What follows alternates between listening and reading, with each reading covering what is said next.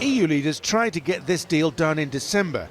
Back then, Orban allowed them to approve the start of Ukraine's EU membership process, but dug his heels in on the money.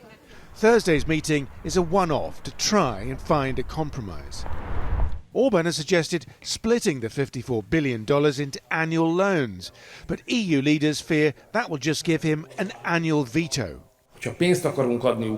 If we want to give money to Ukraine, first of all, we shouldn't give it for 5 years, because we have no idea what will happen in 6 months. So let's set a reasonable time frame. EU patience is wearing thin, with Orban's close ties with Moscow and President Vladimir Putin.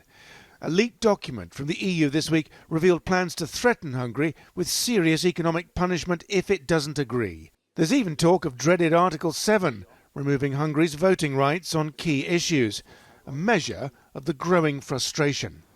At an informal dinner on Wednesday evening, EU leaders were hoping to forge some kind of compromise.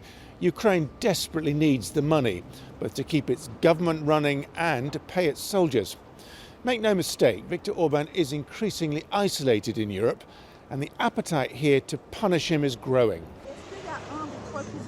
On the fringes of Thursday's summit, European farmers' protests will also be discussed. France's President Emmanuel Macron, in particular, is looking for help. He wants long-running free trade talks with the South American trade bloc Mercosur to be put on hold. Such a deal would open Europe to yet more agricultural competition, including beef from Argentina and Brazil, and French farmers hate that idea. This